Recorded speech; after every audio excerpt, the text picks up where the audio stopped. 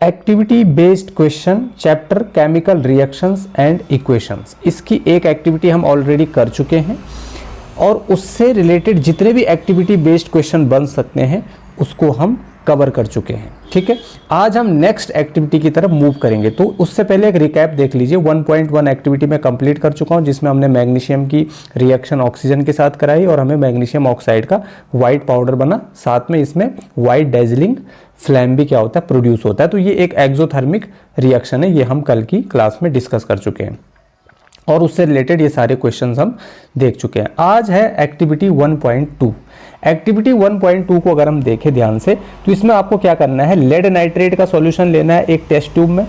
Lead nitrate का formula होता है PbNO3 ट्वाइस, ठीक है, और पोटेशियम आयोडाइड होता है Ki, ठीक है। तो इसमें हमें पोटेशियम आयोडाइड का सॉल्यूशन ऐड करना है। तो अब आप क्या ऑब्जर्व कर पा रहे हैं, तो एक क्वेश्चन तो यहीं से बन रहा है कि भैया जब आप लेड नाइट्रेट सॉल्यूशन को टेस्ट ट्यूब में लेते हैं और उसमें पोटेशियम आयोडाइड सॉल्यूशन को ऐड करते हैं तो आप क्या ऑब्जर्व करते हो, तो आपको ये रिएक्शन क्या होनी चाहिए, पता होनी चाहिए। क्या हुआ, यहाँ पर लेड नाइट्रेट लिया, उसमें पोटेशियम आयोडाइड आपने डाला, तो इसमें क्या बना आपका, पोटेशियम नाइट्रेट बना और लेड आयोडाइड का प्रेसिपिटेट बना। तो ये एक प्रेसिपिटेशन रिएक्शन है क्योंकि इसमें प्रेसिपिटेट बन रहा है, ठीक है ना, जो कि सॉल्युबल नहीं होता है वाटर में, ठीक है। तो ये नीचे बॉटम में क्या हो जाता है, सेटल हो जाता है, इसीलिए यहाँ पर एरो का जो सिंबल है वो नीचे की तरफ कर रखा है, ठीक है। तो यहाँ पर आप क्या ऑब्जर्व कर रहे हैं, in this reaction lead nitrate and potassium iodide react by an exchange of ion. अब जहाँ पर आयन्स एक्सचेंज होते हैं उसको हम क्या बोलते हैं, उसको हम बोलते हैं डबल डिस्प्लेसमेंट रिएक्शन। तो ये एक डबल डिस्प्लेसमेंट रिएक्शन है और साथ में ही एक प्रेसिपिटेशन रिएक्शन भी है, ठीक है। न्यू कंपाउंड क्या बनता है, lead iodide and potassium nitrate. अब पोटेशियम नाइट्रेट तो यहाँ पर डिसॉल्व हो जाता है, लेकिन लेड नाइट्रेट जो होता है, लेड आयोडाइड जो होता है, ये क्या होता है, प्रेसिपिटेट की फॉर्म में बन जाता है, ठीक है। तो यहाँ पर जो लेड आयोडाइड का जो कलर होता है वो क्या होता है, येलो होता है। ये आपको ध्यान रखना है, यहाँ पर पूछा जाएगा इसका कलर कैसा होता है, येलो होता है, ठीक है। यहाँ से इस तरीके के क्वेश्चन आपके बन सकते हैं, ठीक है। अब इस रिएक्शन को अगर आप बैलेंस करो तो यहाँ पर देखिए पोटेशियम, यहाँ पर देखें तो हम इस साइड में आयोडीन 2 है, इधर एक ही है, ठीक है। इसको अगर हम इस तरीके से 2 कर दें तो यहाँ पर आपके आयोडीन भी 2 हो जाते हैं और पोटेशियम भी क्या हो जाते हैं, 2 हो जाते हैं। इसको भी आप 2 कर दीजिए, जिससे आपके ऑक्सीजन 6 हो गए, इधर भी 3 2 6, नाइट्रोजन भी आपके 2 हैं, इधर भी क्या हो गए, 2 हो गए। तो इस तरीके से आपको इसको क्या कर देना है, बैलेंस कर देना है, ठीक है।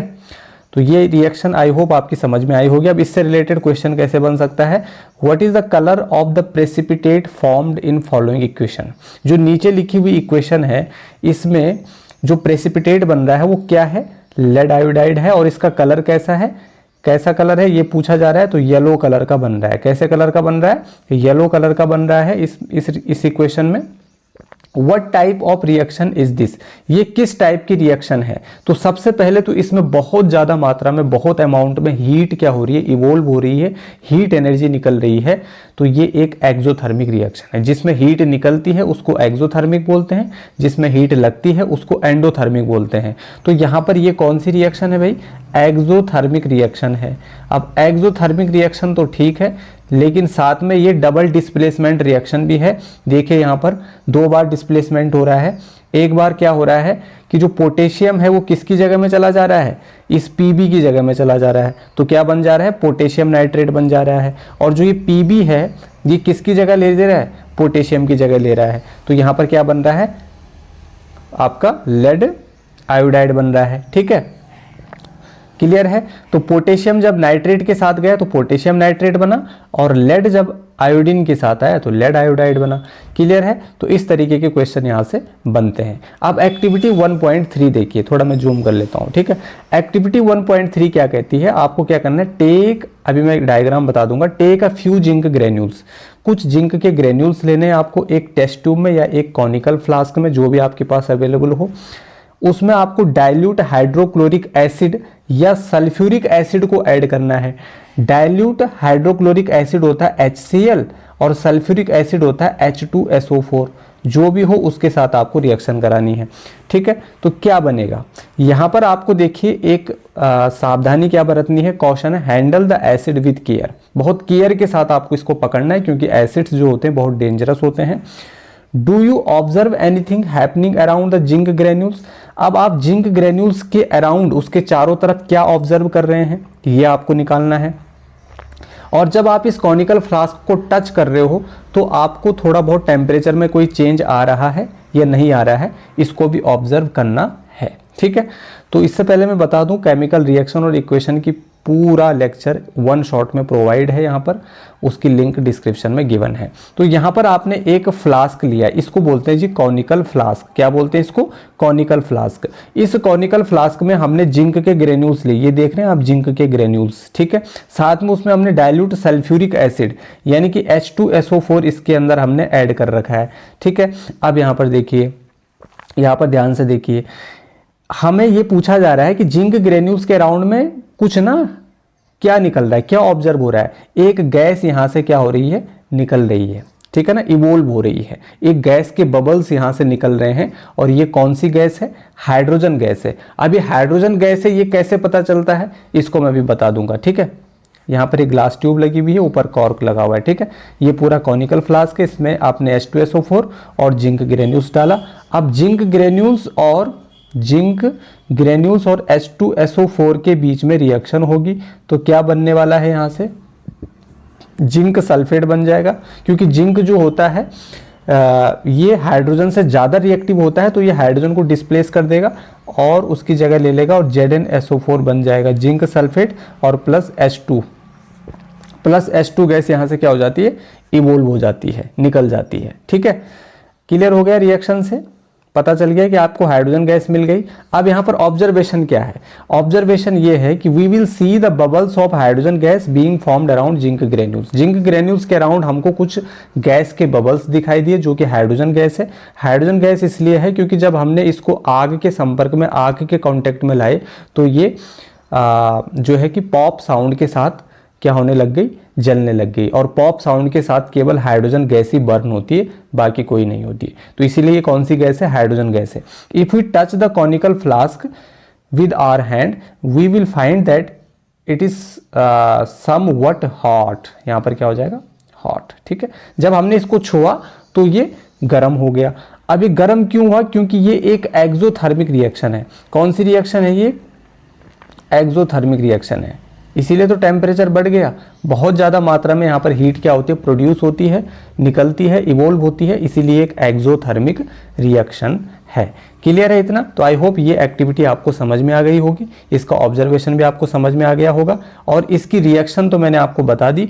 हमने H2SO4 के साथ रिएक्शन करा, देखिए मैंने बोला जिंक की रिएक्शन आपने H2SO4 के साथ करा तो आपको मिला जिंक सल्फेट प्लस में हाइड्रोजन गैस। क्लियर है? अब इसी रिएक्शन को अगर मैं डाइल्यूट HCl के साथ करता हूं तो मुझे क्या मिलेगा? मुझे मिलेगा, देखो यहाँ पर जिंक हाइड्रोजन की जगह लेगा तो ZnCl2 यानी जिंक क्लोराइड बनेगा और प्लस में आपकी हाइड्रोजन गैस निकलेगी। तो HCl के साथ भी रिएक्शन आनी चाहिए आपको और H2SO4 के साथ भी रिएक्शन आनी चाहिए। यहाँ पर यह भी पूछ सकता है कि इस रिएक्शन में या इस एक्टिविटी में हम डाइल्यूट या ज़्यादातर एक्टिविटीज़ जो होती है उसमें हम डाइल्यूट एसिड क्यों लेते हैं? डाइल्यूट एसिड का मतलब हो गया जिसमें पानी ज़्यादा है और एसिड कम है। कंसनट्रेटेड एसिड मतलब हो गया जिसमें पानी कम है और एसिड ज़्यादा है। तो कंसनट्रेशन एसिड बहुत ज़्यादा हार्मफुल होता है, इसीलिए हम डाइल्यूट एसिड को क्या करते हैं, यूज़ करते हैं। क्लियर हो गया इतना? चलिए यहाँ पर क्वेश्चन कैसे बनेगा देखिए। What happens when zinc granules react with dilute sulphuric acid? क्या होता है जब zinc granules dilute sulphuric acid के साथ रिएक्शन करता है? तो देखिए क्या होता है, आंसर है when zinc granules react with dilute sulphuric acid then bubbles of hydrogen gas are produce. Hydrogen gas के बबल्स प्रोड्यूस होते हैं। It is an exothermic reaction और साथ साथ में ये डिस्प्लेसमेंट रिएक्शन भी है। एक्सोथर्मिक रिएक्शन क्यों है? क्योंकि इसमें हीट प्रोड्यूस हो रही है। और डिस्प्लेसमेंट रिएक्शन क्यों है? क्योंकि इसमें डिस्प्लेसमेंट हो रहा है। देखिए जैसे आपने Zn की रिएक्शन कराई HCl के साथ या H2SO4 के साथ, तो क्या होगा, यहाँ पर जिंक किसकी जगह में चला जाएगा, H की जगह में चला जाएगा और ZnCl2 फॉर्म कर देगा, प्लस में H2 बन जाएगा आपका। क्लियर है ना इधर? तो इस रिएक्शन को अगर बैलेंस करोगे तो यहाँ पर 2 लगा दोगे आप, ठीक है। तो ये क्या हो जाएगी, आपकी बैलेंस हो जाएगी, ठीक। HCl से पहले 2 लगा देना, ठीक है। तो एक बार डिस्प्लेसमेंट हो रहा है, इसीलिए ये क्या है, डिस्प्लेसमेंट रिएक्शन है। ठीक है, अब यहाँ पर अगला देखिए, इस रिएक्शन को कम, यहाँ पर इस तरीके से एक डायग्राम दे देगा। अब आपको ये डायग्राम ध्यान में होना चाहिए कि ये कहाँ पर है। यहाँ पर देखिए H2 गैस निकल रही है, यहाँ पर दे देगा X प्लस HCl और क्या बन रहा है, Y प्लस Z। तो आपको बताना है इस X कंपाउंड का नाम क्या है, इस Y का नाम क्या है और इस Z का नाम क्या है। इस तरीके से कॉनिकल फ्लास्क के H2 गैस निकल रही है। ठीक है, तो देखिए ध्यान से देखिए, ये X क्या है, ये X है आपका Zn, क्या है, Zn। तो Zn HCl के साथ रिएक्शन कर रहा है, तो ये Y क्या हो जाएगा, ZnCl2 हो जाएगा। क्या हो जाएगा, ZnCl2। और ये Z क्या होगा, वो यहाँ पर दे ही रखा है, H2 हो जाएगा। क्या हो जाएगा, H2 हो जाएगा। तो इस तरीके के थिंकिंग बेस्ड क्वेश्चन यहाँ से बनते हैं, या आप कह सकते हैं एक्टिविटी बेस्ड क्वेश्चन यहाँ से बनते हैं। ठीक है, तो इनको इग्नोर नहीं करना है, अच्छे से आपको इनको पढ़ना है। ठीक है, तो एक्टिविटी 1.2 एंड 1.3 को हमने आज कवर किया। नेक्स्ट एक्टिविटी को हम नेक्स्ट क्लास में कवर करेंगे, क्योंकि छोटी छोटी जब क्लास आपको मिलती है तो आपका टाइम भी बचता है, आराम से आप एक एक एक्टिविटी डेली कवर कर सकते हैं। बाकी जो चैप्टर्स है उनको भी एक तरफ से आप पढ़ सकते हैं। Okay, thanks for watching.